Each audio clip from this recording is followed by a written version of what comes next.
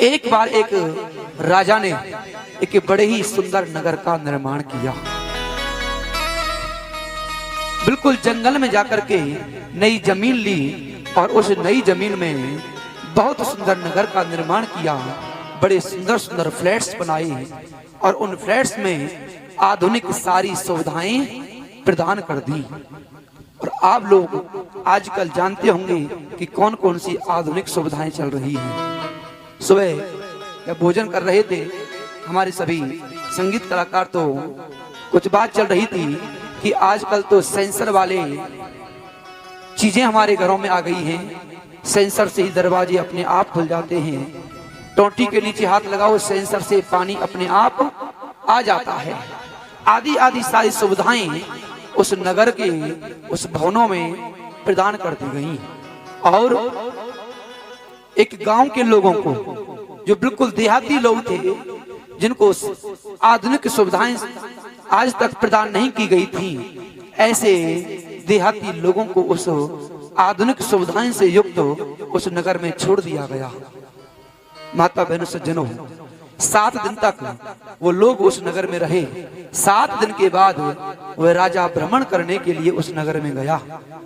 वो नगर में जाकर के क्या देखता है, वहां लोगों ने टोंटियां तोड़ दी, दरवाजे तोड़ दिए, एसी के बटन खराब कर दिए।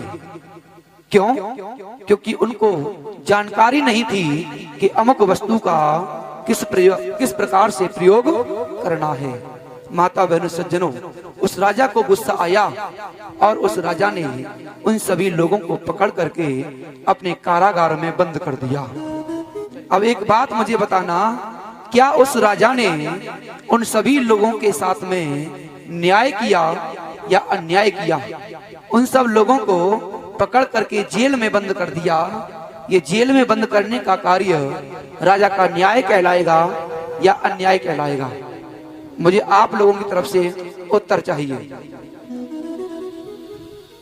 कुछ लोग न्याय कह रहे हैं, अन्याय वाले भी कुछ लोग हैं। क्या अन्याय वाले भी हैं?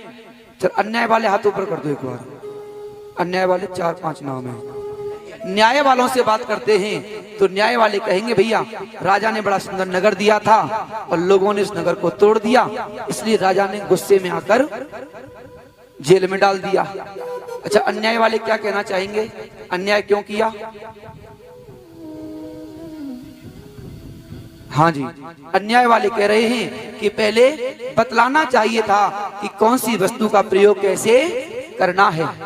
माता बहनों सज्जनों, इन दोनों बातों को विचार करके जो ठीक ठीक उत्तर निकल करके आता है वो यही आता है कि उस राजा ने उन लोगों के साथ में अन्याय किया था, क्योंकि उस राजा ने उन लोगों को नहीं बताया था कि अमुक वस्तु का प्रयोग कैसे करना है। विचार करके देखो, क्या उस परमपिता परमात्मा ने हमें जब इस संसार में भेजा तो उस परमात्मा ने क्या हमें कोई नियम ऐसा नहीं बतलाया होगा कि संसार में जाकर के संसार की वस्तुओं का उपयोग कैसे करना है? जरूर बतलाया होगा। माता बहनों सज्जनों, ये धर्म ग्रंथ हमें यही तो बतलाते हैं कि हमें दुनिया में जाकर के दुनिया की वस्तुओं का प्रयोग कैसे कैसे करना है।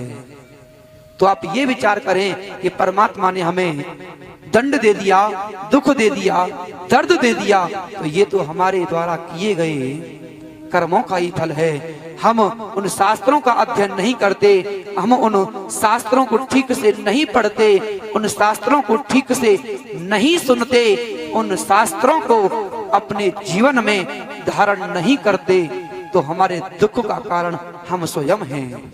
तो वही बात मैं कह रहा था, ब्राह्मण का दर्जा सर्वोच्च बतलाया गया, क्योंकि ब्राह्मण को परमात्मा ने कुछ कार्य करने के लिए दुनिया में भेजा है। कौन कौन से कार्य करने के लिए भेजा है? तो ब्राह्मण को परमात्मा ने शास्त्रों में 6 कर्म करने का उल्लेख प्राप्त होता है। हमारे यहाँ कुछ ब्राह्मण लोग बैठे हों या मेरी बात को माइक के माध्यम से सुन रहे हों, तो विचार करना, आप ब्राह्मण कहलाने के अधिकारी कब होंगे? तो माता बहनों सज्जनों, 6 कार्यों में से सबसे पहला कार्य है वेद आदि सत्य शास्त्रों का अध्ययन करना। सबसे पहले विद्या को प्राप्त करना ये पहला ब्राह्मण का लक्षण होता है।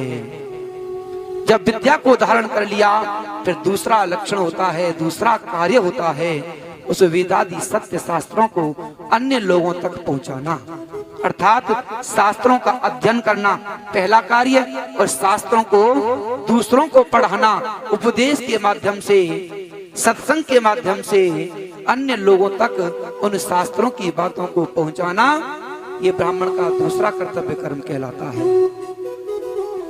फिर तीसरा कर्म होता है ब्राह्मण स्वयं अपने घर पर यज्ञ करे। ब्राह्मण को चाहिए कि सर्वप्रथम अपने घर पर यज्ञ भावना को जागृत करे, अपने जीवन में त्याग की भावना को पैदा करे। उसके बाद चौथा काम है अन्य लोगों के घर जाकर के यज्ञ कराए। पहले स्वयं करे फिर अन्य लोगों को यज्ञ करने की भावना से ओतप्रोत करे। और पांचवा काम है पहले दान देने की भावना ब्राह्मण के अंदर होनी चाहिए और उसके बाद दान लेने की भावना ब्राह्मण के अंदर होनी चाहिए। आइए अब आधुनिक ब्राह्मण हमारे घर जो आते हैं उनके बारे में थोड़ी चर्चा कर लेते हैं। मेरी बात को अन्यथा लेने का प्रयास ना करना, मेरी बात को समझने का प्रयास करना। हमारे घर पर जो ब्राह्मण आते हैं वो किसी गुरु के सानिध्य में बैठकर शास्त्रों का अध्ययन नहीं करते। वो तो पीढ़ी दर पीढ़ी पिताजी ने जो कुछ सिखा दिया टूटा फूटा उसी से काम चला लेते हैं। ना तो उन्होंने कभी वेदों का अध्ययन किया है, शास्त्रों का अध्ययन किया है, पुराणों का अध्ययन किया है, रामायण का अध्ययन किया है, ना ही गीता का अध्ययन किया है। जब स्वयं अध्ययन नहीं किया हो तो फिर बताओ आपको कुछ सिखा पाएंगे? हाँ या ना? जब तक मुझे स्वयं को ना पता हो खीर कैसे बनाई जाती है तो आपको बता दूंगा खीर कैसे बनेगी। जब तक मैं खुद नहीं पढ़ूंगा तो आपको कैसे पढ़ा दूंगा? फिर दूसरी बात, ब्राह्मण अपने घर पर कितने यज्ञ करता है? विचार करना, आप लोग कितने ब्राह्मणों के घर कथा में गए होंगे?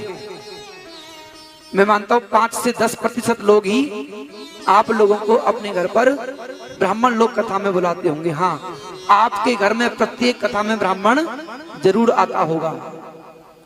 फिर दान लेने और दान देने की भावना बात करते हैं तो ब्राह्मण लोग, कुछ लोग दान देते हैं, मैं सबकी बात नहीं कर रहा हूँ, कुछ लोग दान देते हैं, अन्यथा अन्य लोग तो दान लेना ही जानते हैं। तो माता बहनों सज्जनों, जिस व्यक्ति के अंदर, जिस ब्राह्मण के अंदर ये 6 कर्तव्य कर्म हो, वह व्यक्ति जब आपके घर आएगा तो बताओ आपके घर में स्वर्ग के लक्षण प्रदान करके जाएगा या नहीं जाएगा? दूसरी परिभाषा निकालते हैं, ब्रह्म 3 वस्तुओं को कहा जाता है। हम लोग जानते हैं ना, हमारे संस्कृत में एक शब्द के कई सारे अर्थ निकलते हैं, तो ब्रह्म शब्द के 3 अर्थ निकलते हैं। कौन कौन से? एक, ब्रह्म माने ज्ञान होता है। हमें अपने जीवन में ब्रह्म को अर्थात ज्ञान को बढ़ाना चाहिए। दूसरा, ब्रह्म परमात्मा को कहते हैं, जैसे हम ब्रह्मा जी भी कहते हैं, वो परमात्मा का नाम ब्रह्म भी है। इसलिए दूसरा लक्षण है कि जो व्यक्ति उस परमात्मा की आराधना करता हो, परमात्मा की भक्ति करता हो, वह व्यक्ति ब्राह्मण कहलाने का अधिकारी होता है। और तीसरी बात, ब्रह्म कहते हैं बल को। जो व्यक्ति अपने अंदर बल का संचय करता है उसे भी हम ब्रह्म के नाम से जानते हैं। अर्थात जो व्यक्ति अपने जीवन में ज्ञान को बढ़ाता है, विद्या को बढ़ाता है, परमात्मा से लगन लगाता है, और जो व्यक्ति अपने बल को बढ़ाता है उसे हम ब्राह्मण कह सकते हैं। तो माता बहनों सज्जनों में निवेदन कर रहा था, आज हमारे समाज में अविद्या, अज्ञान अधिक मात्रा में बढ़ता हुआ चला जा रहा है। जो जैसा चाहता है वैसा ही नया नया प्रोपगंडा तैयार करके हम और आपको ठगने का प्रयास करता है। तो विचार करके देखना, आप भी अपने घर ऐसे लोगों को बुलाने का प्रयास करना जो व्यक्ति वास्तव में ब्राह्मण कहलाने का अधिकारी हो।